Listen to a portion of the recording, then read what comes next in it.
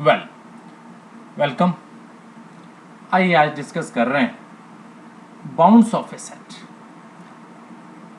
किसी सेट के बाउंड का मीनिंग समझते हैं। पहले सबसे पहले बात हो रही है अपर बाउंड की। अब किसे कहते हैं अपर बाउंड? कितने real number k is called an upper bound of the set s। s आपके पास कोई एक सेट है, k को आप उसका अपर बाउंड बोल रहे हैं। If every element of that set s is less then that k, यानी उस सेट को आप लीजिए, उस सेट के हर एक एलिमेंट को चेक कीजिए, अगर वो सारे के सारे एलिमेंट उस सेट s के इस k से छोटे हैं तो उस कंडीशन में हम क्या बोलते हैं? That k is the upper bound of that set s, right. यानी हम बोल सकते हैं x is less than equal to this k, ये कैपिटल K है, for all x belongs to s। बड़े ध्यान से समझना इस बात को कि x से सेट s से बिलोंग करने वाले सारे के सारे मेंबर्स x, जिसे मैंने बोला, वो सारे के सारे x अगर किसी पर्टिकुलर k से लेस हैं तो हम उस k को क्या बोल देते हैं? k is called the upper bound of that set. यानी सारे के सारे मेंबर उस k से छोटे हैं, ठीक है। अब अगर किसी सेट s के अंदर मुझे कोई एक अपर बाउंड मिल जाता है तो हम क्या बोल देते हैं? That set s is bounded above. तो बाउंडेड अबव का मतलब है कि that set have the upper bound. किसी सेट का अगर अपर बाउंड आपको मिलता है तो उसको आप बाउंडेड अबव बोल देते हैं। Is it fine? अब आइए जी दूसरी बात पर जी, और वो है जी lower bound of the set s। इसको भी उसी तरीके से डिफाइन करते हैं जी, for all x belongs to that set s, और सारे के सारे मेंबर्स एक पर्टिकुलर k से, स्मॉल k ले लेता हूं इसे मैं, तो सारे के सारे मेंबर किसी एक पर्टिकुलर k से, चलिए इस k को मैं ऐसे लिख देता हूं, ठीक है। तो सारे के सारे मेंबर एक पर्टिकुलर k से बड़े हैं, तो समझिए ये k जो है ये छोटी से छोटी वैल्यू हो गई जी, तो this is called the lower bound. और अगर किसी सेट के अंदर लोअर बाउंड आपको मिल जाता है तो हम उस सेट को बोलते हैं that set is bounded below. ऊपर मैंने बताया था बाउंडेड अबव, यहां बात मैंने कर ली आपसे बाउंडेड बिलो की, ठीक है। तो आपके पास कोई एक सेट है, उस सेट के अंदर अपर बाउंड है, तो सारे के सारे मेंबर्स एक किसी पर्टिकुलर k से कम हैं, सारे के सारे मेंबर किसी पर्टिकुलर स्मॉल k से ग्रेटर हैं, बाउंडेड बिलो का केस हो गया। अब बात आती है बाउंडेड के जी। किसी सेट को हमने बाउंडेड बोलना है जी। बाउंडेड का मतलब दोनों तरफ से बाउंड, उसका अपर बाउंड भी हो और उसका लोअर बाउंड भी हो। तो क्या लिखा है हमने? If it is bounded above and bounded below, bounded above भी हो और बाउंडेड बिलो भी हो, तो तब हम कह देते हैं कि कोई सेट जो है वो क्या है? बाउंडेड है जी, ठीक। आइए कुछ एग्जांपल्स लेकर डिस्कशन आगे बढ़ाते हैं, तो देखते हैं। आइए स्टार्ट करते हैं। कोई एक सेट मैंने s कंसीडर किया, मान लीजिए मैंने 1 से 10 तक की बात की, ठीक है। तो आप देख रहे हैं ये सेट 1 से लेकर 10 तक के नेचुरल नंबर्स आपने इसमें डाल दिए। अगर आप इसमें सबसे छोटी वैल्यू देखें, दैट इज 1 जो कि इस s से बिलोंग करता है, उसे हम बोलेंगे लोअर बाउंड।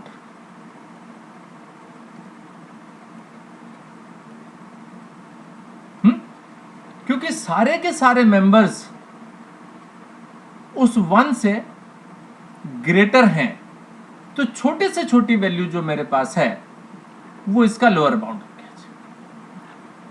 अगर हम बात करें 10 की तो 10 belongs to this set, that is the upper bound, उसे हम अपर बाउंड कह देते हैं। ठीक है, तो सेट एस में आपने देखा लोअर बाउंड भी प्रेजेंट है, अपर बाउंड भी प्रेजेंट है, तो इसलिए हम क्या कह सकते हैं, S is the bounded set. S is bounded set. Definition हमने दी थी बाउंडेड सेट की कि कोई एक सेट जिसका अपर बाउंड भी प्रेजेंट हो और लोअर बाउंड भी आपको मिल जाए तो उसको हम बाउंडेड सेट बोल दिया करते हैं। ठीक है, अब ये जरूरी नहीं है कि किसी सेट में अपर बाउंड और लोअर बाउंड दोनों के दोनों मुझे मिल जाए। अब देखिए, जैसे मैं सेट ऑफ नेचुरल नंबर्स की बात करूं आपसे, मालूम है आपको 1 से स्टार्ट होता है, 1 2 3 और अप टू इन्फिनिटी। ठीक है, अब आप देख रहे हैं इसमें बड़ी वैल्यू नहीं है जी। सबसे बड़ी वैल्यू क्या है इसमें, कोई नहीं बता सकता जी। केवल 1 जो कि इस सेट ऑफ नेचुरल नंबर से बिलोंग करने वाला है वो इसका लोअर बाउंड आपको जरूर मिल रहा है जी। Only lower bound is there, no upper bound.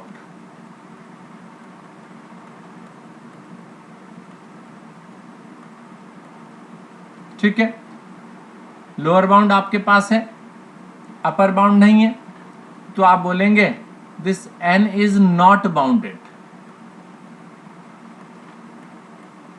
n is not bounded, क्योंकि बाउंडेड का मतलब होता है लोअर और अपर दोनों मिलने चाहिए। हमें लोअर बाउंड तो मिलता है लेकिन अपर बाउंड नहीं मिल रहा है, इसलिए हम बोलेंगे दिस इज नॉट बाउंडेड। चलिए सेट ऑफ इंटीजर्स की बात कर लेता हूं जी। 0 1 2 -1 -2 -3 लो जी। अब अगर आप इसमें ढूंढने की कोशिश करोगे, लोअर बाउंड नहीं मिलेगा, अपर बाउंड इज नॉट प्रेजेंट, तो नो लोअर नो अपर, क्योंकि छोटी वैल्यू और छोटी होती चली जा रही है, बड़ी वैल्यू और इंक्रीज होती चली जा रही है। तो आपने कहा दिस इज नॉट बाउंडेड, और साथ ही साथ ये भी लिखा मैंने कि no upper bound and no lower bound.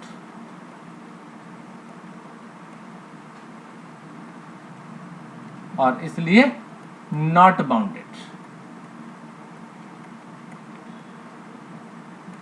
Is it fine? आइए एक और सेट कंसीडर करते हैं, विच इज -1 -2 -3। राइट, अब इस सेट को अगर आप देखें तो इस सेट में आपको बड़ी से बड़ी वैल्यू क्या दिखाई दे रही है, -1। तो -1 is the upper bound, it is the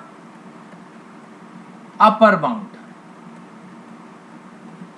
no lower bound.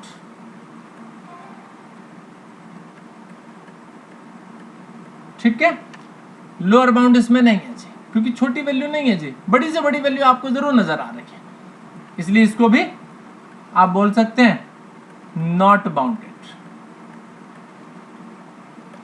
Is it fine? आइए एक प्रॉब्लम और डिस्कस करेंगे, और वो प्रॉब्लम है मेरे सामने। एक सेट और कंसीडर करते हैं, मान लीजिए, चलिए x मान लेता हूं। 1 1/2 1/3 1/4 1/n अप टू इन्फिनिटी। ठीक है, ये मेरे सामने एक सेट है,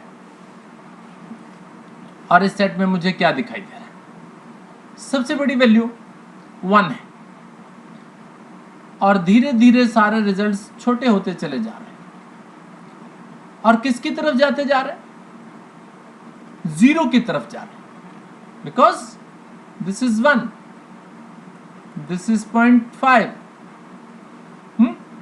दिस इज 0.333,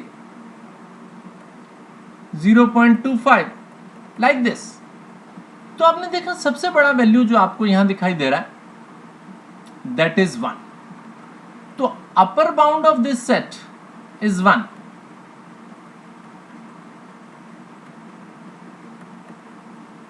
करेक्ट।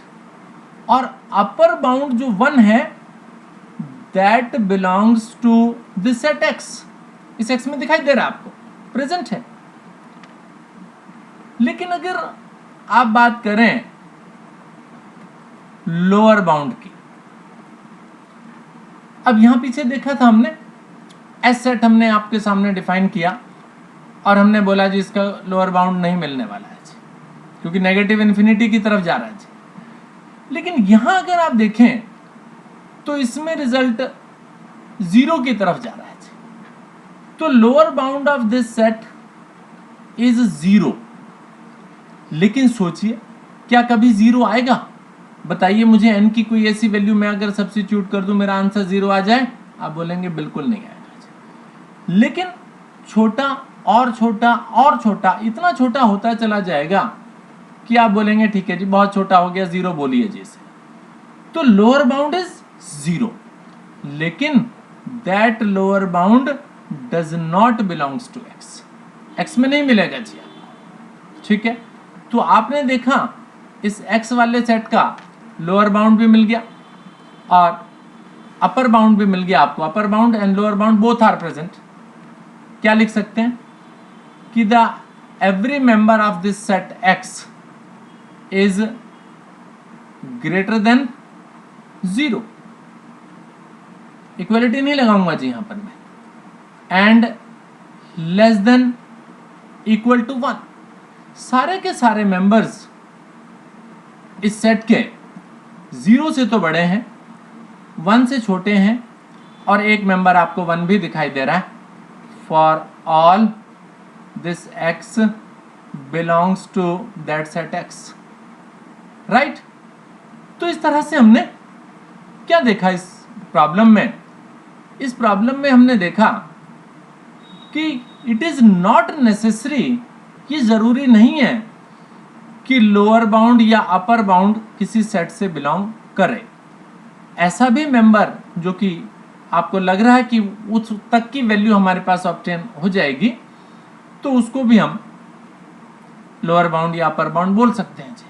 जैसा कि इसमें देखा जी 0 हमारे पास कभी नहीं आएगा जी, लेकिन फिर भी 0 हमने इसका लोअर बाउंड बोला जी। Is it fine? राइट। आइए एक एग्जांपल और डिस्कस करते हैं, and that example is the set T which is -2, -3/2, -4/3,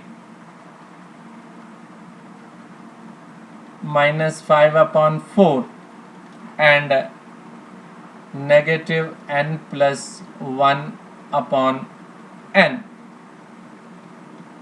ये मेरे सामने एक सेट है और मुझसे पूछा गया what is the lower bound and upper bound.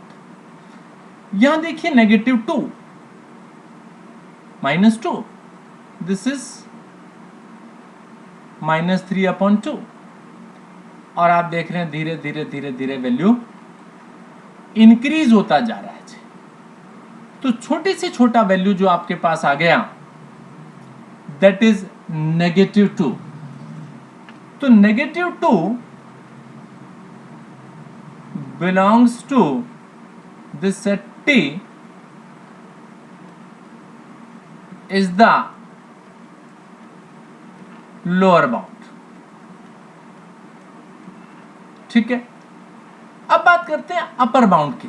बड़े ध्यान से देखिए इसको, ये जो लास्ट में लिखा है आपके सामने, negative outside n+1 over n, negative 1+1 over n, correct. अब यहां देखिए, जैसे जैसे आप n का वैल्यू इंक्रीज करते चले जाएंगे, दिस 1/n बिकम 0, स्मॉलर और स्मॉलर होता चला जाएगा। तो then -1 plus this 0, it gives -1। तो -1 इज द अपर बाउंड। बड़ी वैल्यू -1 आ सकती है मेरे पास, लेकिन क्या कभी -1 आएगा? बिल्कुल नहीं आएगा जी, इसलिए आपने बोला does not belongs to T, correct. Lower bound is -2, upper bound is -1। It mean every member belongs to the set T, उसका जो लोअर बाउंड है that is -2 and -2 belongs to this, but upper bound is -1, that -1 does not belongs to the set. It mean for all x belongs to t, यानी set से belong करने वाले सारे के सारे मेंबर्स जो हैं -2 और -1 के बीच में आएंगे, और -2 इससे बिलोंग भी करने वाला है जी, करेक्ट, राइट। इतना ही रहने देंगे जी इस पार्ट में। Thank you very much.